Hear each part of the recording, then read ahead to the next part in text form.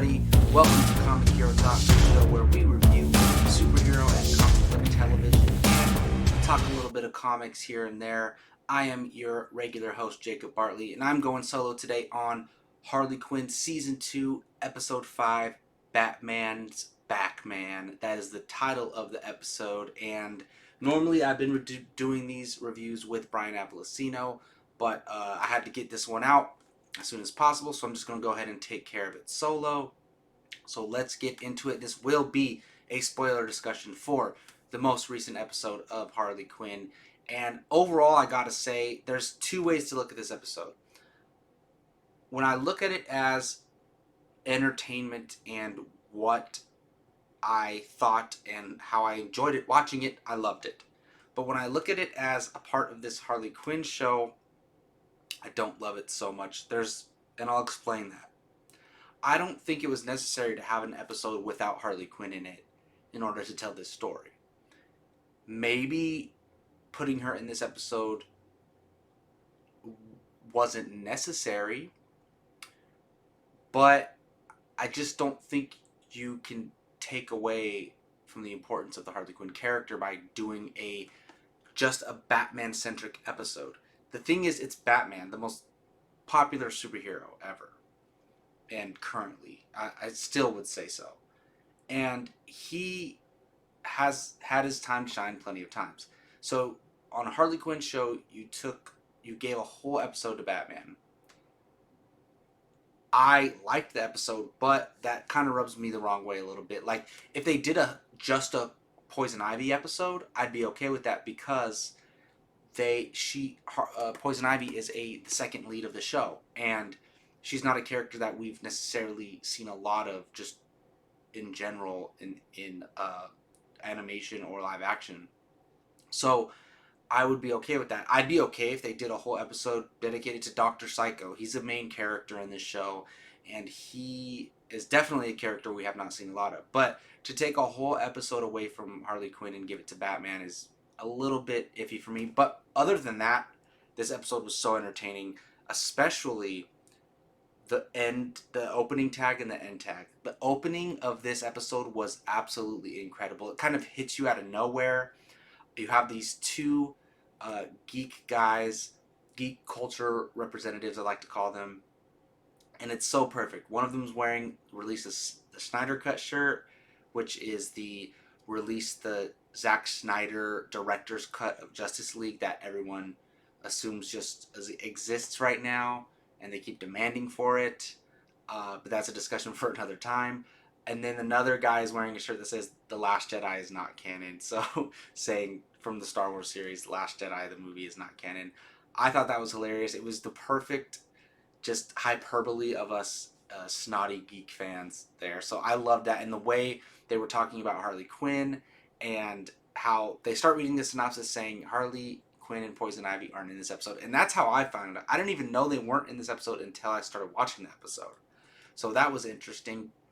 Like I said, other than having like Harley Quinn and her crew out of this episode, it was a really good episode because it still fit within the world of this show. Because you have Batman interacting with Batgirl, you have Batman interacting with Bane, getting in a fight with Bane. You still have Two-Face as a presence there, so it's fit into the show nicely. I think you could have just incorporated Harley and her crew, or just Harley in this episode somehow.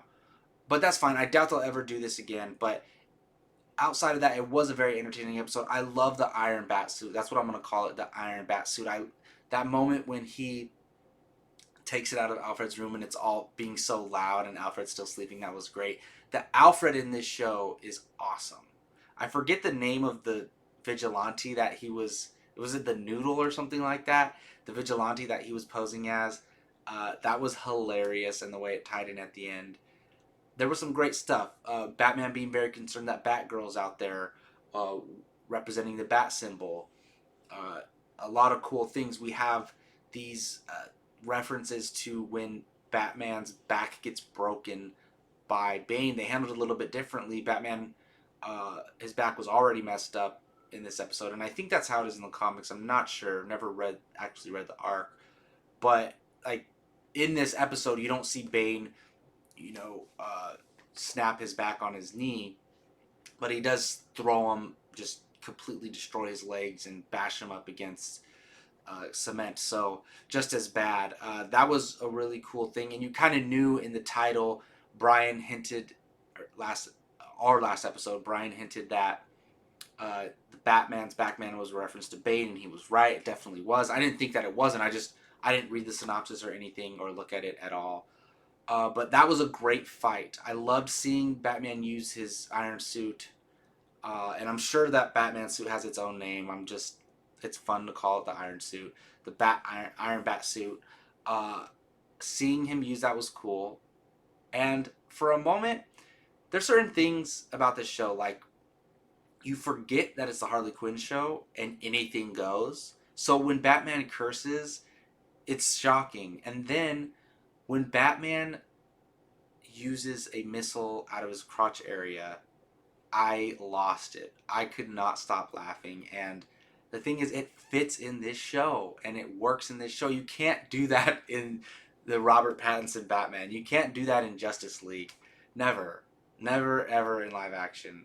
I mean, that would be hilarious. But in this show, you can do that. And it reminded me, I'm so surprised every time I see something like King Shark biting off a villain's head. Just things like that, I forget that it's Harley Quinn show and anything goes, and it keeps reminding me about it.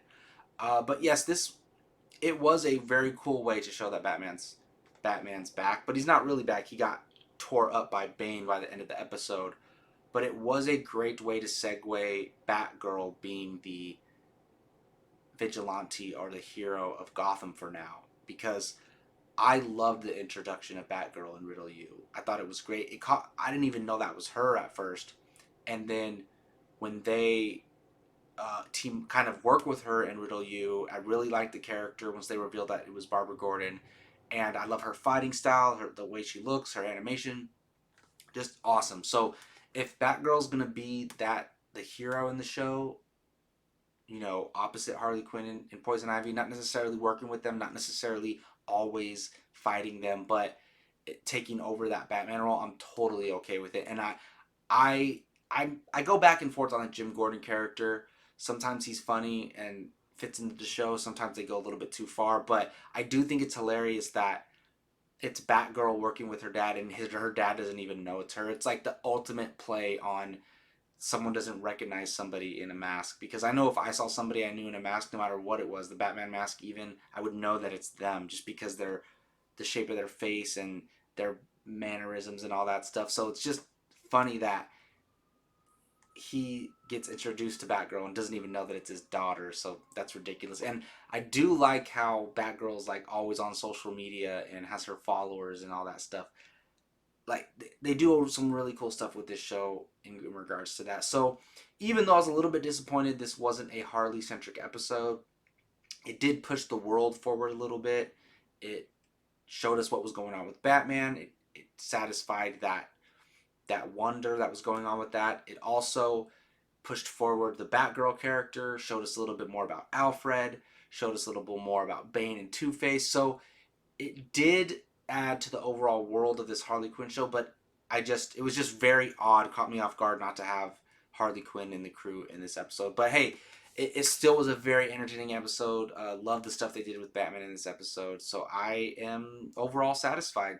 Well, that's going to do it for my spoiler review of Harley Quinn Season 2, Episode 5, Batman's Backman. Thank you all for watching this video, and let me know in the comment section what you thought of this episode. I would love to talk about it and have a discussion, and hopefully Brian can join me next week for episode 6. Again, thanks for watching. Please subscribe to the Bartley and Barnes YouTube channel if you have not. Anybody wondering, not that anybody is, due to the quarantine, it's very difficult for Keith and I to record. He's taking care of family business, so we're trying to figure out a schedule to start recording Bartley and Barnes, the show, again, and we will get to it real soon. But for now, I'm going to be releasing these Harley Quinn episode reviews, and I have the next episode of Off the Grid coming out soon. Not that anybody cares, but just wanted to give an update for anyone who was wondering. Thank you again for Jacob Bartley. I'll see you all next time.